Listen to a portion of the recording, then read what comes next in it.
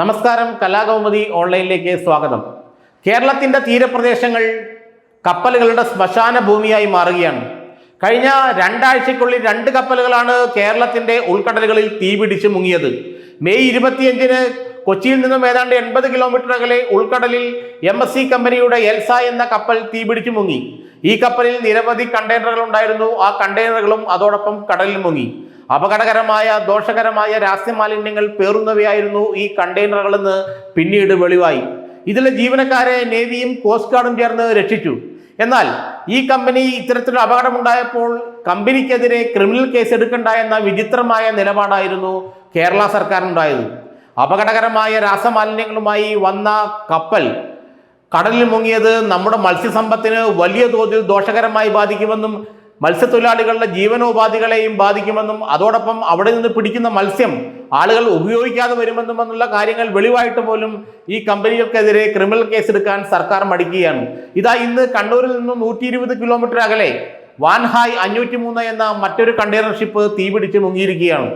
അതിലും ഇത്തരത്തിലുള്ള അപകടകരമായ രാസമാലിന്യങ്ങൾ ഉണ്ടെന്നും ഈ രാസമാലിന്യങ്ങൾ പേറിക്കൊണ്ടാണ് മുംബൈയിൽ നിന്ന് കൊളംബോയിലേക്ക് പോകുന്ന കപ്പൽ അവിടെ മുങ്ങിയതെന്നും അവിടെ കടലിൽ അതൊരു മത്സ്യസമ്പത്തിന് വലിയ ഭീഷണിയായി മാറിയെന്നും ഇപ്പോൾ പറയപ്പെടുന്നുണ്ട്.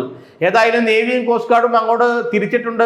ജീവനക്കാർ ചിലരിൽ കടലിൽ ചാടി രക്ഷപ്പെട്ടു, മറ്റു ചിലർ ബോട്ടുകൾ ഉപയോഗിച്ച് രക്ഷപ്പെട്ടു എന്നൊക്കെ പറയുന്നുണ്ടെങ്കിലും ഒരു സ്ഥിരീകരണവും ഇതുവരെ ഉണ്ടായിട്ടില്ല. എന്തുകൊണ്ടാണ് ഈ കേരള തീരത്ത് ഇങ്ങനെ അടിക്കടി കപ്പലുകൾ മുങ്ങുന്നത്?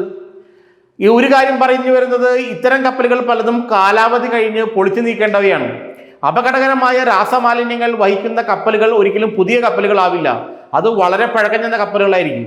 ജപ്പാനിലൊക്കെ 15 വർഷം കഴിഞ്ഞാൽ ഒരു കപ്പൽ പൊളിച്ചു നീക്കണമെന്നാണ് പറയാറ്. കൊച്ചിയിൽ മുങ്ങിയ കപ്പലിന് ഏതാണ്ട് 28 വർഷത്തിലധികം പഴക്കമുണ്ടായിരുന്നു അത്രേ.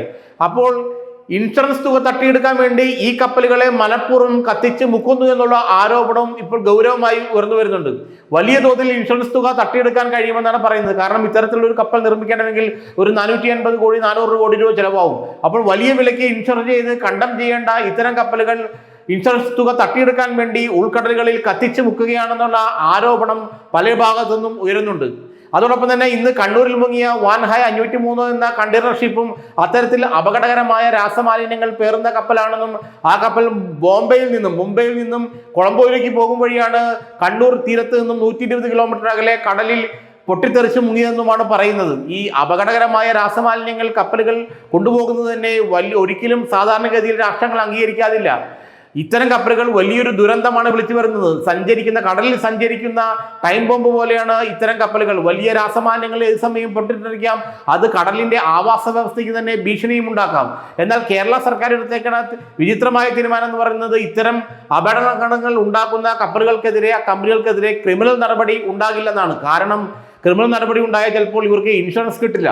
ഇൻഷുറൻസ് കിട്ടാൻ വേണ്ടി ക്രിമിനൽ നടപടികൾ സർക്കാർ ഒഴിവാക്കുകയാണെന്നുള്ള ആരോപണവും ഉയരുന്നുണ്ട്. ഏതായാലും ഇൻഷുറൻസ് തുക തട്ടിയെടുക്കാനുള്ള കമ്പനികളുടെ തന്ത്രത്തിന് സർക്കാർ ഓശാന പാടുകയാണെന്നും പലപ്പോഴും മത്സ്യത്തൊഴിലാളി നേതാക്കൾ അടക്കമുള്ള ആളുകൾ ആരോപിക്കുന്നുണ്ട്. ഏതായാലും ഇന്ന് ഈ 2 ആഴ്ചക്കുള്ളിൽ 2 തവണയാണ് അപകടകരമായ രാസമാലിന്യങ്ങളുമായി പേറി വരുന്ന കപ്പലുകൾ കേരള തീരത്ത് തീപിടിച്ചു മുങ്ങുന്നത്.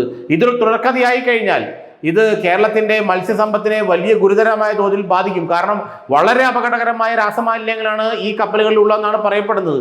എന്നാൽ ഇവർക്ക് ഇൻഷുറൻസ് തുക കിട്ടാൻ സഹായിക്കാൻ വേണ്ടി സർക്കാർ ഇവർക്കെതിരെ ക്രിമിനൽ കേസ് എടുക്കുന്നില്ല എന്നുള്ള ആരോപണവും മത്സ്യത്തൊഴിലാളി സംഘടനകൾ ഉയർത്തുന്നുണ്ട്.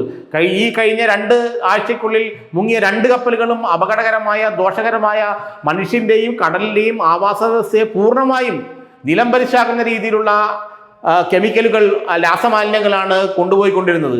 ഇവർക്കെതിരെ കേസെടുത്ത് നടപടിയെടുത്ത് ഇത്തരം ശ്രമങ്ങൾ ഇല്ലാതാക്കാനാണ് കേരള സർക്കാർ ശ്രമിക്കേണ്ടതെന്നും എന്നാൽ സർക്കാർ ഇവർക്ക് ഓശാന പാടുകയാണെന്നും മത്സ്യത്തൊഴിലാളികൾ പറയുന്നു. ഏതായാലും ഈ 2 കപ്പലുകളും 2 ആഴ്ചക്കുള്ളിൽ തീപിടിച്ചു മുങ്ങിയത് ഭയാനകമായ സ്ഥിതിവിശേഷം തന്നെയാണ് കേരള തീരത്ത് ഉണ്ടാക്കിയിരിക്കുന്നത്.